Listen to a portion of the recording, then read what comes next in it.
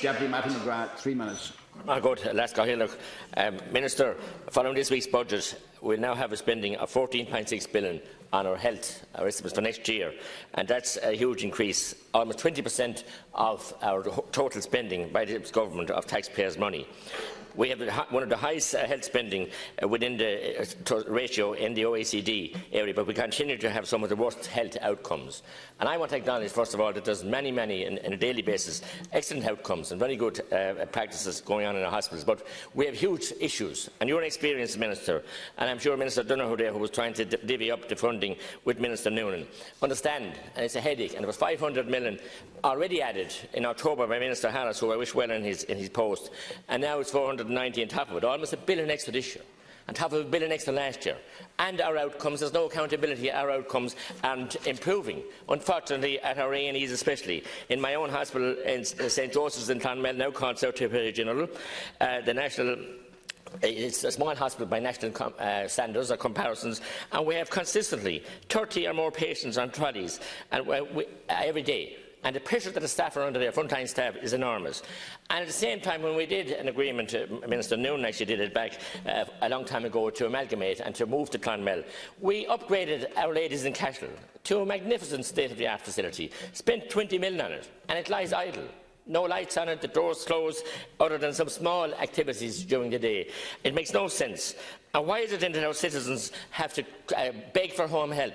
They have to beg, people with disabilities and intellectual needs have to beg and have to try and deal with HSE bureaucracy. There's something really, really bad with the bureaucratic system of the HSE, and it's all time now that it's tackled, and that we get accountability and we get proper standards and proper care for our citizens, a very basic right. We're not in a third world country. Why do we have 24-year-old mental health patients lying in a psychiatric ward when they should be out in the community or treated? Our mental health services were taken away from Clonmel, and we put no community services of any value in first. We're making these decisions. As we speak now, there's a review taking place in Clare and indeed North Tipperary about our first responders and our ambulance services when they closed A&Es in Nina and Innis. And now they're going to take these away from us when we have civil defence ambulances and Red Cross trying to bring people to hospitals, so augmenting the services of the HSE.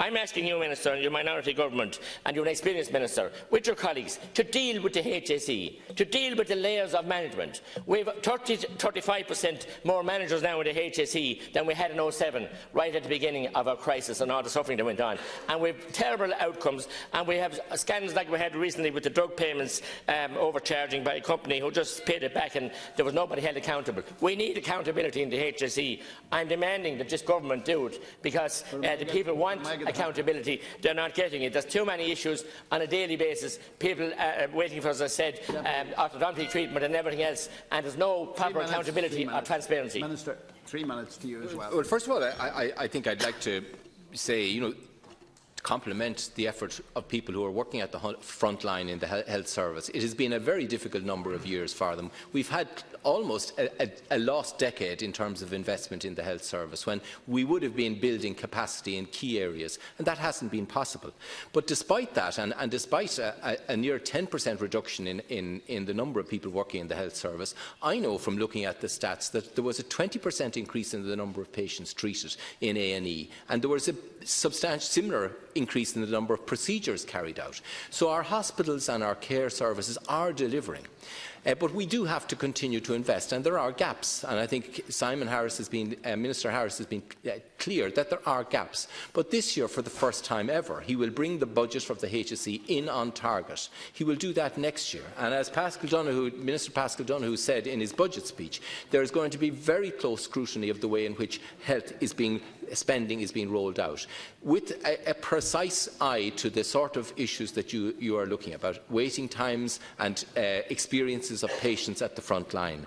And I understand, in respect of the Clonmel Hospital, there are two specific options being explored: a modular build extension fitting out space in an area currently under construction, and in parallel the HSE will examine the potential for the development of a step-down facility in Clonmel. And I think it's recognised that there has been an 8.6% increase in the number of people who have come to A&E in the last 12 months in this hospital. So there is increasing pressure on those services from obviously growing patient need. But the winter initiative is specifically targeting that hospital as part of the initiatives being taken to try and relieve that pressure. But as I say, this is against a background where you're not going to resolve a lost decade of investment in 1 or 2 years. This is going to take a systematic programme of reform and delivery, and I think we have in Minister Harrison and indeed Minister Radcliffe before him a clear strategy to implement change within the health service and deliver better at the front line and a better working experience for those in it. First of all, I want to get the Minister to correct the record, because at the government formation, and he was there, we were told it was running in the overrun at 200 to 300 million that time, and now there was 500 million added, as you know, only there recently by Minister Harris. So you need to correct that is coming in on budget this time. We're looking at the wrong places, Minister. Fundamentally, it has cannibalised itself to HSE, in my opinion, and it's not fit for purpose. It's outdated and unfit. We cannot continue to throw money at problems, and a billion extra last year and a billion this year. That's phenomenal money, and we're not getting. And I accept that there are good outcomes. I acknowledge that, and I accept there's more. Why wouldn't there be more when you closed Nina and closed other places and the back up in Arkeen and Waterford? The patients are coming, but we need to correct the record. And throwing money at a dysfunctional outfit is an outdated and wasteful. And you said we missed a decade. We missed a decade of reform. And I want you to reply to me as well. You said that there were so many people less in the HSE. Yes, there are. Frontline nurses and doctors. Our best and brightest are educated, who will not work here, and we can't keep them at home and are being sought worldwide. So I wanted to ask you, why is it that there are 30% more managers? And they keep, again, there's a problem with mushrooming of management and no frontline services. So the lunatics are in charge of the asylum, I say, in the HSE, Minister, and it's time they were reined in. And I want you to correct the record that they're in budget this year, because 500 million has already been added, and, with the 490 it'll be a billion extra this year.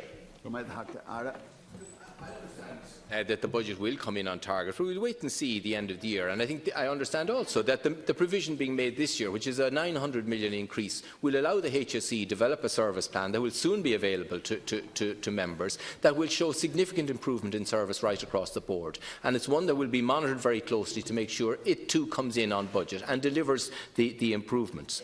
It includes the employment of 1,200 extra people at the front line. It includes the continuing rolling out of, there's already 92 primary care centres, and they will continue to be rolled out, with 30 under construction and moving to go in place.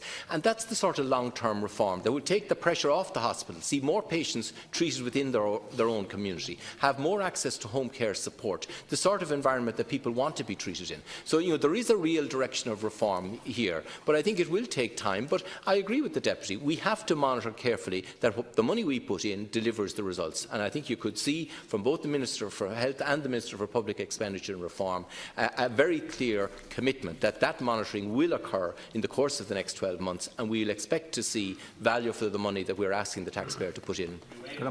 We move on to question number 5.